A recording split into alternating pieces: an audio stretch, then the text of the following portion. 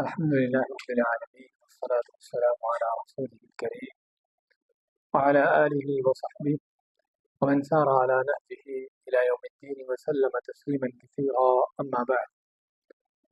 معزز سامعین، ہم نے سابقہ درس میں سورۃ اللیل کی تفسیر مکمل کی تھی، اور آج ہم اس سے پہلے والی سورہ شمس کی تفسیر لیتے ہیں.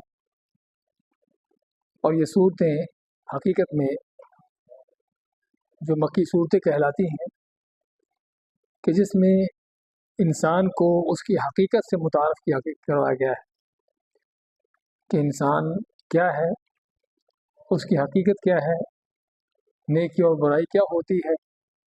کیونکہ مکہ کا دور وہ دور تھا کہ جہاں پر کفر کا غلبہ تھا، مسلمان تھوڑے تھے، اور ابھی تک لوگ جو ہے دین اسلام کے بارے میں شک و شبہات کے شکار تھے، اور خود ان کو کوئی توحید کا پتہ نہیں تھا. تو اس لیے ہم دیکھتے ہیں کہ زیادہ تر مکی صورتوں میں اسی چیز کا بیان ہوا ہے کہ جس میں انسان کو اس کی حقیقت کا تعارف کروایا گیا کہ انسان ہے کون، اور اللہ تعالیٰ نے انسان کی ہدایت کے لیے کیا کیا انتظامات کیے ہیں. تو اس صورت میں آج ہم دیکھیں گے کہ اللہ نے قسمیں کھا کے اس بات کی حقیقت بیان کی ہے کہ اللہ نے انسان کی ہدایت کے کیسے کیسے انتظامات کیے ہیں. اعوذ باللہ من الشیطان الرجیم، بسم اللہ الرحمن الرحیم. والشمس وضحاها، واو قسم کے لیے آتا ہے، قسم ہے سورج کی، وضحاها اور اس کی روشنی کی، یعنی جو جب سورج کی دھوپ تیز ہو جاتی ہے، ضحا کا وقت جس کو ہم چاش کا وقت کہتے ہیں، اسی سے صلاۃ الضحیٰ ہے جو چاش کی نماز ہے. تو یہ ضحا کا وقت جب کہ سورج کی دھوپ تیز ہو جائے اور گرم ہو جائے، تو قسم کھاتا اللہ تعالیٰ سورج کی اور اس کی تیز دھوپ کی. والقمر اذا تلاها، اور چاند کی قسم جب وہ سورج کے بعد آتا ہے، یعنی سورج غروب ہو جاتا ہے تو چاند طلوع ہو جاتا ہے. والنہار، اور دن کی قسم اذا جلاها، جب وہ اس کو روشن کر دیتا ہے، یعنی سورج جو ہے دن کو روشن کر دیتا ہے، یا اللہ تعالیٰ اس کو روشن کر دیتا ہے. واللیل اذا یغشاها، اور رات کی قسم جب وہ یعنی کہ سورج کو ڈھانپ لیتی ہے، یغشا کے ڈھانپ لینا، ہاں اس کو سورج کو ڈھانپ لیتی ہے. سورج کو ڈھانپنے کا معنی کہ سورج جو ہے وہ آگے نکل جاتا ہے، حتیٰ کہ زمین جس کو اللہ نے گول بنایا ہے اس زمین کے پیچھے چھپ جاتا ہے. تو زمین کا وہ حصہ جہاں پر سورج نہیں ہوتا وہاں پر کیا ہے، رات چھا جاتی ہے. تو جیسے رات نے سورج کو ڈھانپ لیا ہو، اس انداز سے. والسماء وما بناها، اور آسمان کی قسم اور جس نے اس کو بنایا، اس کو بنانے والے اللہ تعالیٰ کی قسم، جس طریقے سے اس کو بنایا گیا. والارض وما طحاها، اور زمین کی قسم اور جس طریقے سے اس کو پھیلایا گیا، یا جس اللہ نے اس کو پھیلایا ہے اس کی قسم. ونفس وما سواها، اور جان کی قسم، ہر انسان کی قسم یا جان کی قسم. وما سواها، اور جو اس کو اللہ نے بنایا برابر کیا ہے. بنایا برابر کرنے کا معنی کیا ہے کہ اللہ نے انسان کو پیدا کرنے کے ساتھ ساتھ اس کے اندر کیا کیا صلاحیتیں رکھی ہیں، کیا کیا اس کے اندر طاقتیں، قوتیں اور یہ ساری چیزیں رکھی ہیں. دیکھنے کی طاقت، سننے کی، سمجھنے کی، سونگھنے کی، ٹچ کر کے اور یہ محسوس کرنے کی طاقتیں، اور طرح طرح کی انسان کے جسم کے اندر اللہ تعالیٰ کی جو نعمتیں ہیں. تو وہ ساری نعمتیں یا ساری چیزیں جس کی انسان کو ضرورت ہو سکتی تھی اس کی زندگی میں، اللہ نے پہلے سے انسان کے اندر ساری فٹ کر دی. ماں کے پیٹ کے اندر ہی بچہ پیدا ہوتے ساتھ ہی اس کے اندر یہ ساری چیزیں اللہ تعالیٰ نے رکھتی ہیں کہ جس کی انسان کو ضرورت ہے اس کے اپنی زندگی میں اپنے معاملات کو چلانے کے لیے. تو یہ صلاحیتیں پیدا کر دی، اور یہ صلاحیتیں بھی اللہ نے ہر انسان کے لحاظ سے الگ الگ، مرد کے لیے الگ ہے، عورت کے لیے الگ ہے. جیسی جیسی ان کی ذمہ داریاں آگے چل کے ہوں گی، جیسی جیسی ان کی ڈیوٹیاں ہوں گی، اسی لحاظ سے اللہ نے یہ صلاحیتیں ان کے اندر رکھ دی. اور یہاں پر ایک بہت بڑا سبق ملتا ہے کہ اللہ تعالیٰ کی یہ کی ہوئی تقسیم جو ہے انسان کے اندر صلاحیتیں رکھنے کی، تو ضرورت ہے انسان کو اس تقسیم کو سمجھنے کی، اور نہ کہ صرف سمجھنے کی بلکہ اسی تقسیم پر عمل پیرا ہونے کی، کیونکہ جب انسان اللہ تعالیٰ کی اس فطرت کے خلاف چلتا ہے، اللہ کی ہوئی اس تقسیم کے برخلاف چلتا ہے، تو ظاہری بات ہے وہ ایسی چیزیں کرنے کی کوشش کرتا ہے جو اس کی صلاحیت نہیں ہے، اور پھر ناکام اور فیل ہوتا ہے۔ اور یہ وجہ ہے کہ آج کے دور میں جو مادہ پرستی کا دور ہے، وہی اور دین اور سے روگردانی اس سے جو ہے بے وفائی کا دور ہے، بلکہ اس سے جو ہے بیزاری کا دور ہے۔ اس میں انسان ہر چیز کو اپنی عقل سے اور لوگوں کی باتوں سے لیتا ہے، اور نتیجہ کیا نکل رہا ہے؟ نتیجہ یہ نکلتا ہے کہ فطرت کے خلاف جنگ، اللہ تعالیٰ کی دی ہوئی جو نظام ہے اس کے خلاف جنگ، اور نتیجہ اس کا فیل ہونے کا نکل رہا ہے، ناکامیوں کا، بربادیوں کا، ڈپریشن ہے، پریشانیاں ہیں، ہر طرح کے نقصانات ہیں طرح طرح کے۔ وجہ کیا ہے؟ وجہ یہی ہے کہ اللہ تعالیٰ کی فطری اس نظام کے خلاف۔ تو اللہ تعالیٰ نے نفس کو، انسان کی جان کو بنایا، اور جان کو بنانے کے ساتھ ساتھ اس کے اندر وہ چیزیں، صلاحیتیں رکھ دی جس کی اس کو ضرورت تھی۔ اچھا، یہ صلاحیتیں مادی طور پر بھی رکھ دی، اور انسان کو حتیٰ کہ دین اخلاق کے لحاظ سے بھی جس چیز کی ضرورت تھی وہ اس کے پیدا ہونے کے اندر ہی اسی وقت اس کے اندر رکھ دی۔ نبی اکرم صلی اللہ علیہ وسلم فرماتے ہیں ما من مولود الا ویولد علی الفطرہ، جو بچہ پیدا ہوتا ہے اس کی پیدائش توحید کی فطرت پر ہوتی ہے۔ اللہ تعالیٰ نے اس کی فطرت میں رکھی ہے توحید، صحیح عقیدہ، اللہ پر ایمان، یہ اس کی فطرت کے اندر موجود ہے۔ فطرت اللہ التی خلق الناس علیہا فطر الناس علیہا، جس طرح فرماتا ہے کہ یہ وہ اللہ کی فطرت ہے جس پر اللہ نے وہ لوگوں کو پیدا کیا، بنایا ہے۔ لیکن یہ فطرت کب بدلتی ہے؟ فَأَبَوَاهُ يُهَوِّدَانِهِ أَوْ يُنَصِّرَانِهِ أَوْ يُمَجِّسَانِهِ، بچہ پیدا ہوتا ہے، جس ماحول میں، جس گھر میں پیدا ہوتا ہے، جیسا گھر کا ماحول ہوتا ہے، جیسا گھر والوں کا دین، عقیدہ، اخلاق ہوتا ہے، ویسا ہی بچہ بھی بن جاتا ہے۔ ہندو کے گھر پیدا ہونے والے ہندو بن جاتا ہے، کرسچنوں کے گھر پیدا ہونے والے کرسچن بن جاتا ہے، اور مسلمانوں کے گھر پیدا ہونے والا مسلمان بن جاتا ہے۔ جس طرح کہ اکثر و بیشتر ہمارے لوگوں کا روایتی اور پیدائشی دین ہے، پیدائشی دین، موروثی دین، کہ جو ان کو وراثت میں ملا ہے، یہ نہیں کہ واقعی ہی انہوں نے دین کو سمجھا ہے، سیکھا ہے، معلوم کیا ہے کہ واقعی دین اسلام ہی سچا دین ہے، اسی کو اپنانا چاہیے۔ نہیں، یہ موروثی دین ہے، باپ دادا مسلمان تھے، ہم بھی مسلمان بن گئے۔ خیر، اللہ کی نعمت ہے یہ، ورنہ کسی ہندو کے گھر میں پیدا ہوتے تو شاید ہندو ہوتے، سمجھے نا، کسی اور کافر کے گھر میں پیدا ہوتے تو اسی طرح کے ہوتے۔ تو یہ بھی اللہ تعالیٰ کا انعام ہے کسی بندے پر کہ اللہ تعالیٰ اس کو پیدا ہی ایسے گھر میں کر دے، ایسے ماحول میں کر دے جہاں پہلے سے ہی دین اسلام ہو، توحید ہو۔ اللہ کا بہت بڑا انعام ہے۔ اس انعام کے ساتھ ساتھ لیکن جو کمزوری ہے یہاں پر ہمیں وہ سمجھنے کی ضرورت ہے کہ کیا وجہ ہے آج کا مسلمان کہ صحیح معنوں میں اس کو اپنے دین کے لیے کوئی جذبہ نہیں ہے، دین کے لیے وقت دینا، دین کے لیے کوئی قربانی دینا، کوئی مال جان پیش کرنا کوئی جذبہ نہیں ہے، بلکہ اور تو اور دین کی اس کے یہاں کوئی حیثیت اہمیت ہے ہی نہیں۔ دنیا کے چھوٹے موٹے فائدوں کے خاطر دین کو قربان کر دیا جاتا ہے، دین کو چھوڑ دیا جاتا ہے، معمولی لالچ اور طمع کی خاطر جو ہے وہ دین کے احکامات کو پیچھے کر دیا جاتا ہے اور دنیا کو آگے کر دیا جاتا ہے، معمولی قسم کے خطرات پر دین کو چھوڑ دیا جاتا ہے۔ وجہ کیا ہے کہ دین کی اہمیت نہیں، دین کی قدر و قیمت نہیں ہے، اور قدر و قیمت نہ ہونے کی ایک بڑی وجہ کیا ہے کہ ہمیں یہ وراثت ملا ہے، وراثت ملا ہے، ماں باپ مسلمان تھے تو ہم بھی مسلمان بن گئے، ورنہ اگر حقیقت میں یہ دین ہمیں تلاش کر کے حاصل ہوتا، اس دین کو ہم ڈھونڈ کر لیتے تو شاید حالت اور ہوتی۔ اور واقعی جن لوگوں نے آج بھی صرف ہم صحابہ کرام کی باتیں سناتے ہیں اکثر آپ کو کہ بلال رضی اللہ تعالیٰ عنہ، صہیب رومی اور وہ صحابہ جو دین کی خاطر بڑی اذیتیں اٹھائیں، بڑی تکلیفیں اٹھائیں، کوئی شک نہیں کہ ان کی دین کی خاطر بڑی قربانیاں تھیں، اور اس سے پہلے بھی سابقہ امتوں میں نبیوں کے پیروکاروں کو کس قدر ان کو تکلیفیں آئی سچے دین کو اپنانے کی وجہ سے، گھروں سے نکالے گئے، ان کے خاندان والوں نے ان کے بائیکاٹ کر دیے، ان کے مال و دولت سے چھین لیے گئے، ہر طرح کی تنگیاں اور آج بھی یہی حال ہے. آج بھی اگر اور ہمارے پاس ہر روز کے کیسز آتے رہتے ہیں، خصوصاً ایسے ملکوں میں، ایسے ماحول معاشروں میں کہ جہاں پر کفر کا غلبہ ہے، کفر ہی کفر ہے، تو وہاں پر اگر کوئی آدمی اسلام قبول کرتا ہے اپنے کافرانہ اس ماحول کے اندر، اپنے کفر کی سوسائٹی کے اندر اور کفر کے خاندان کے اندر خاص طور پر، آج بھی اسی طرح کے چیلنج موجود ہیں جس طرح صاحب کلمانوں میں تھے، اور آج بھی اسی طرح کی تکلیفیں، اسی طرح کے وہ معاملات سارے ان کے سامنے ہوتے ہیں.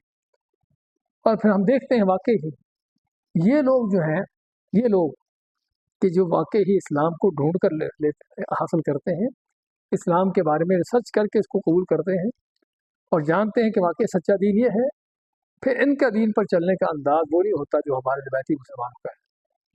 ہاں، روایتی مسلمان میں مسلمان تو ہیں لیکن کوئی دین کی نامیت ہے نہ کو پتہ ہے، لیکن یہ وہ لوگ ہیں جو واقعی دین کو سمجھ کر آئے ہوتے ہیں. ان کو پھر دین کے ایک ایک حکم پر چلنے کے لیے چاہے وہ جان بھی قربان کرنا پڑے تو ان کے لیے مشکل نہیں ہوتا. بڑی بڑی قربانیاں دیتے ہیں، بڑے بڑے وہ ان کی تکلیفیں اٹھاتے ہیں. خیر، کہنے کا مقصد کہ اللہ تعالیٰ نے انسان کی فطرت کے اندر ہی یہ توحید رکھی ہے، تو نفسی و اللہ تعالیٰ قسم کھاتا ہے جان کی، اور جان کو اس کے اندر جو اللہ نے اس کی اصلاح کے لیے، اس کے جسم کے لحاظ سے، اس کے یعنی کہ روح کے لحاظ سے جو اللہ نے جن چیزوں کی ضرورت تھی اس کے اندر رکھ دی ہے، اخلاق و کردار کے لحاظ سے جن چیزوں کی ضرورت تھی انسان کو سارا کچھ اس کو دے دیا ہے، تو یہ ساری چیزیں انسان کی ودیت میں اللہ نے رکھتی ہے. ہمارے کہ نفسی واسع جان کی قسم، اور جو اللہ نے اس جان کے اندر جو اس کی اصلاح کے لیے ساری چیزیں پیدا کر دی. اچھا، ساتھ ہمارا فَأَلْهَمَهَا فُجُورَهَا وَتَقْوَاهَا، اس جان کو پیدا کرنے کے ساتھ ساتھ ہی اللہ ماتا ہے فَأَلْهَمَهَا. الہام کیا ہوتا ہے؟ الہام کہتے ہیں کہ اس کو الہام ہو گیا. الہام کیا ہے؟ خواب اور ہوتے ہیں. الہام ہوتا ہے کہ کسی کے دل دماغ میں کوئی بات آ جانا، سمجھے نا؟ تو اللہ الہام ہو گیا اس کو. الہام ویسے تو الہام اللہ کی طرف سے ہوتا ہے، انبیاء کے لیے ہوتا ہے، اللہ کے نیک بندوں کے لیے ہوتا ہے کہ اللہ تعالیٰ ان کو بات سمجھا دیتا ہے، ان کے دل دماغ میں کو بات ڈال دیتا ہے کہ چیز ایسے ہے. یہ الہام ہے. اچھا، یہ الہام اللہ مانتا ہے کہ انسان کی پیدائش کے ساتھ ہی اس کے اندر رکھ دیا گیا ہے. اس کو الہام دے دیا گیا. کس چیز کا الہام دیا گیا ہے؟ فجورہا و تقواہا، کہ اس کے نفس کی پرہیزگاری کہاں پر ہے، اور فجور اس کی بدکاری کہاں پر ہے، اور پرہیزگاری کہاں پر ہے، یعنی برا کام کیا ہے، اچھا کام کیا ہے.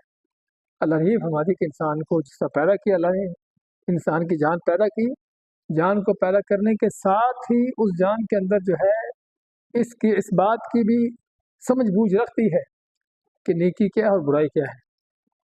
جس طرح ہم نے صاحب قائد میں ذکر کیا ہے کہ انسان کو پیدا ہونے کے ساتھ ہی اس کے اندر ایمان توحید رکھتی ہے، اور اس عقیدے کی بنیاد پر کیا ہے، بعض علماء کا کہنا ہے کہ فرض کرو اگر کوئی بچہ کسی ایسے ماحول میں پیدا ہو کہ جہاں پر چاروں طرف کوئی انسان نہ ہو، چاروں طرف کوئی انسان نہ ہو، اور وہ وہاں پر چھوڑ دیا جائے، اس ماحول کے اندر جہاں پر کوئی انسان نہیں کہ جو اس کے عقیدے پر، اس کے دین پر، اس کے اخلاق پر اثر انداز ہو، بچہ بڑا ہو کر کیا ہوگا؟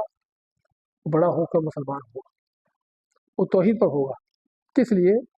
کہ یہ وہ فطرت ہے جو اللہ نے اس کے اندر رکھی ہے.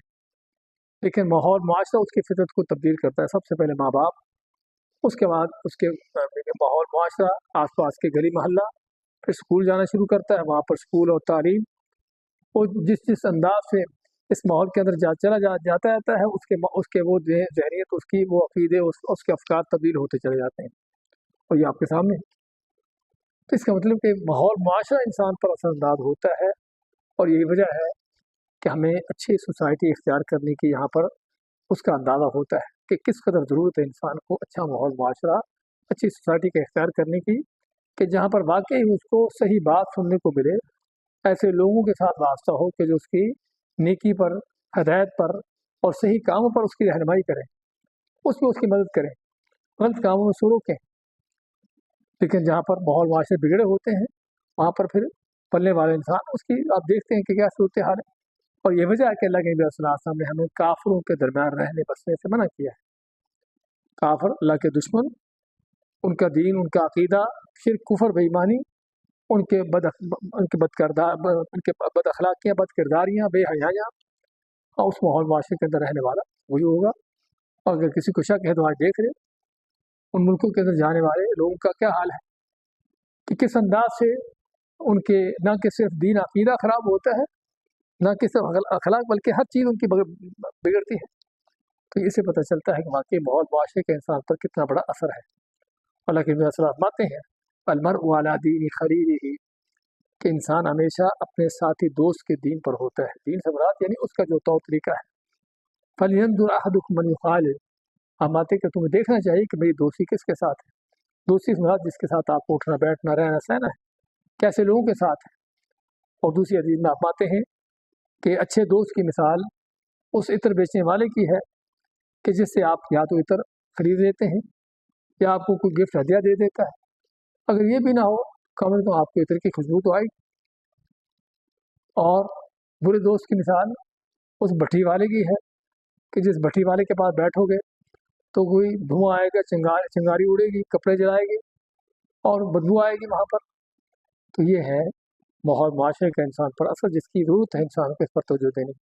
तो आप बात कर रहे थे कि इस आयत के अंदर भी अल्लाह फरमाता है कि इंसान को पैदा करने के साथ ही हमने उसके अंदर इल्हाम रख दिया है नेकी क्या है बुराई क्या है।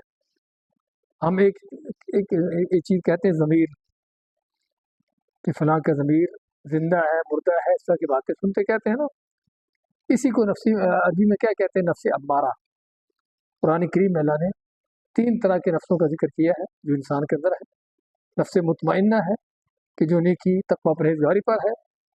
नफ्स अम्मारा बिस्सू है कि जो उसको बुराई का हुक्म देता है। और तीसरा है नफ्स लवामा। हाँ, यहाँ पर बात कर रहे थे नफ्स लवामा की। नफ्स लवामा क्या है कि जो इंसान को किसी गलत काम करने पर मलामत करता है। कहते हैं ना उसके ज़मीर ने उसको मलामत की। तो ज़मीर क्या चीज़ है, ये है। तो ज़मीर जो है इंसान के अंदर एक फितरत रखी है अल्लाह ने। फितरी तौर पर इंसान जब गलत काम करता है उसको उसकी गलती का एहसास होता है। और अगर ज़मीर उसका ज़िंदा हो तो फिर उसको वो ज़मीर उसकी मलामत करता है कि तूने गलत काम किया है, किसी पर जुल्म ज़्यादती की है, किसी का हक खाया, कोई भी ऐसी चीज़ की है। तो अगर इंसान किसी धोखे में नहीं है, बाज़ औक़ात धोखे में होता है, बाज़ औक़ात धोखे में होता है, समझता है कि मैं जो कर रहा हूँ सही कर रहा हूँ, यही सही है, ये अगर ये बात है तो फिर और अलग बात है। हाँ, ये है जो सबसे बढ़कर ख़तरनाक चीज़ है कि आदमी किसी गलत चीज़ को सही समझे, कि उसके यहाँ बुराई का एहसास ख़त्म हो जाए। बुराई का एहसास ख़त्म हो जाना ये बहुत बड़ी इंसान की बर्बादी कर दिया है। लेकिन जब तक बुराई का एहसास मौजूद है उस वक़्त तक बंदे के अंदर खैर है। खैर होने का माना कि कम से कम उसको ये पता है कि जो मैं कर रहा हूँ गलत कर रहा हूँ। और जब पता है गलत कर रहा हूँ तो आदमी कल किसी वक्त भी छोड़ देगा। लेकिन जब उसको बुराई का एहसास ख़त्म हो जाए तो ये है जो सबसे ख़तरनाक चीज़ है कि जहाँ पर इंसान के ये फिर हदायत के दरवाज़े, फिर खैर के दरवाज़े बंद हो जाते हैं। और इसीलिए बुराइयाँ तरह तरह की हैं, अगर चोरी, ज़िना, बदकारी, सारी बुराइयाँ के अंदाज हैं। लेकिन 2 तरह की बुराइयाँ हैं कि जो सबसे ख़तरनाक हैं। वो कौन सी हैं? शिर्क व बिदअत। शिर्क व बिदअत की ये बुराई वो बुराई है कि जिसको इंसान नेकी समझ कर करता है, उसको खैर समझ कर करता है। क्या ख्याल है हमारे मुल्कों में जो आप शिर्क के मामला देखते हो, इस अंदाज से शिर्क की भरमार है। कलमा पढ़ने वाला आदमी, नमाज पढ़ने वाला, नमाज़ों का पाबंद शख्स फ़र्ज़ करो, और तरह तरह के उसके यहाँ दीन के मामलात होंगे और इस तरह के शिर्क कर रहा होगा। क्या वो समझता है कि मैं शिर्क कर रहा हूँ? और उसको थोड़ा सा भी एहसास हो जाए, बाल बराबर में उसको पता चल जाए कि जो मैं कर रहा हूँ ये शिर्क है और जहन्नम का रास्ता है, तो कभी वो चीज़ ना करे। लेकिन वो कर इसलिए होता है क्योंकि उसको यही बताया गया है कि यही तेरा दीन है, यही ईमान है, यही तौहीद है। इसी तरह बिदात का मामला है कि सुन्नतों की खिलाफ वर्जी, बिदात क्या भयानक उसके नतीजे, उसके अंजाम है। लेकिन बिदअत करने वाले को शैतान ने इस यहाँ पर पढ़ा रखा है कि जो तू जो कर रहा है बस ये सही है, असल यही है।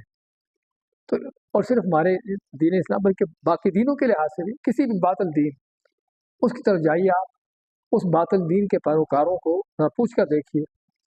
यानी अगर दीनों के लिहाज से हम देखते हैं कि सबसे बदतरीन दीन जो इस वक्त पाए जाते हैं हिंदुइज्म है। हिंदुइज्म एक तो बुतों की पूजा, सीधी सीधी पत्थरों की पूजा। दूसरा उनके दीन के अंदर क्या गलास्तों के अंदाज, समझे ना, कि जिसको अकल भी नहीं मानती, अकल के भी खिलाफ, लेकिन इसके बावजूद आप किसी हिंदू से बैठकर देखिए उसके पास, कि आपको किस तरह से अपने दीन की खूबियाँ बयान करेगा कि हमारा दीन कितना अच्छा है। क्या मतलब कि शैतान ने उसको किस अंदाज से बहका रखा है और किस अंदाज से उसके ये गुमराहियाँ उसके दिल दिमाग में उसको अच्छी बना के पेश की हो। कुरान करीम में अल्लाह ने एक कई जगह क्या तो इसका जिक्र किया है, अफमन ज़ुय्यिना लहू सूअ अमलिही, अल्लाह मानता है क्या वो शख्स कि जिसके लिए उसका बुरा अमल उसको अच्छा बना के पेश कर दिया गया। तो ये है जो सबसे खतरनाक चीज़ है कि जब इंसान को अपनी बुराई अच्छाई लगे, अपने गलत काम उसको अच्छे काम महसूस हों, तो ये काम जो है, ये जो चीज़ है सबसे ख़तरनाक चीज़ है कि जिसमें क्या है कि जिसमें इंसान के लिए भलाई की तरफ आना, खैर की तरफ आना उसके लिए मुमकिन नहीं रहता। लेकिन जब तक उसके अंदर बुराई का एहसास मौजूद है कि मैं जो कर रहा हूँ बुरा है, हाँ, तो उससे इंशाअल्लाह खैर की तवक्को भी पाई जाती है। तो ये वो इल्हाम है जो अल्लाह ने इंसान की फितरत में रखा है।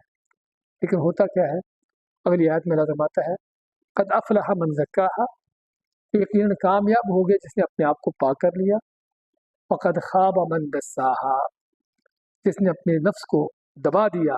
दबाने का माना कि पता तो है गलत है, पता तो है जुर्म है, लेकिन बस इसका एहसास ख़त्म कर दिया, उस चीज़ को दबा दिया, दूसरे अल्फाज में जिसको कहते हैं इग्नोर कर दिया, नज़रअंदाज कर दिया। हाँ, ये वो चीज़ें जब इंसान इस हद तक पहुँच जाता है ना कि बुराई को बुराई ना समझना, बल्कि बुराई को दबा जाना कि मैं जो कर रहा हूँ सही है, गलत नहीं है, उसको नेकी समझ लेना, तो ये है जो सबसे ख़तरनाक चीज़ है। लेकिन उसके मद्दे मुकाबल जब इंसान बुराई को बुराई समझ कर उससे निकल जाता है, ज़क्काहा, पाक हो जाता है, तो ये है जो कामयाब हो गया। और जिसने बुराई को बुराई ना समझा या बुराई तो समझा, लेकिन समझने के साथ साथ अपने नफ्स की पैरवी करते हुए, नफसानी ख्वाहिशात पर उसका गलबा होते हुए उस बुराई को करने ही को उसने खैर समझा कि ये करनी ही करनी है बस। और आज ऐसे भी लोग हैं, उनको बुराई का पता होता है कि बुरा काम है, लेकिन अभी करना है हमें, जो भी है हमें करना है। तो ये है वो चीज़ जो इंसान के लिए सबसे ख़तरनाक चीज़ है। तो यहाँ पर अल्लाह ताला ने ये तकरीबन 11-12 कसमें खाकर इस बात की हकीकत बयान की है कि इंसान को अल्लाह ने जो पैदा किया है, नफ्स को पैदा किया है, उसको नफ्स के पैदा करने के साथ किस अंदाज से उस नफ्स की जो है इस्लाह के उसके जो है उसकी हदायत के इंतजामात किए हैं। उसकी फितरत के अंदर वो तौहीद रखी है जिसकी उसको ज़रूरत थी, उसको नेकी बुराई का इल्हाम कर दिया है, उसके अंदर वो ज़मीर रखा है कि जिस ज़मीर के साथ उसको वाक़ई ही एहसास होता है कि मैं जो किया गलत किया है, और उसका वो ज़मीर उसको मलामत भी करता है किसी हद तक, अगर ज़मीर ज़िंदा हो, आमूदाना हो चुका हो। इसलिए दस्साह के अंदर जिसका ज़मीर मुर्दा हो गया, जिसने अपने ज़मीर को मार दिया, कि ज़मीर तो है उसके अंदर लेकिन ज़मीर को मार दिया, और उसके यहाँ फिर क्या है, नेकी बुराई और बुराई नेकी बन जाती है।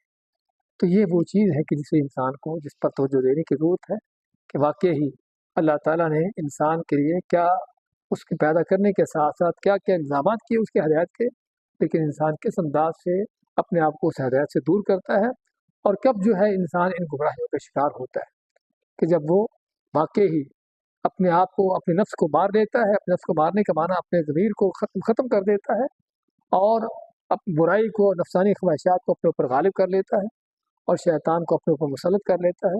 हाँ, तो ये वो चीज़ है कि जो इंसान की बर्बादी का, उसकी तबाही का ज़रिया बनती है। तो ज़रूरत है अल्लाह ताला की इस नेमत को जानने की कि जो अल्लाह ताला ने दीन की शक्ल में और हिदायत की शक्ल में उसको इल्हाम दिया हुआ है, इस इल्हाम की नेमत को जानने की, इसका ख्याल करने की, और इसको ज़िंदा रखने की, इसको हमेशा जो है उसको अपने मद्देनज़र रखने की, कि ताकि जो है इंसान हिदायत पर चले, नेकी कर सके और बुराई से बच सके। बारक अल्लाह फ़ीकुम।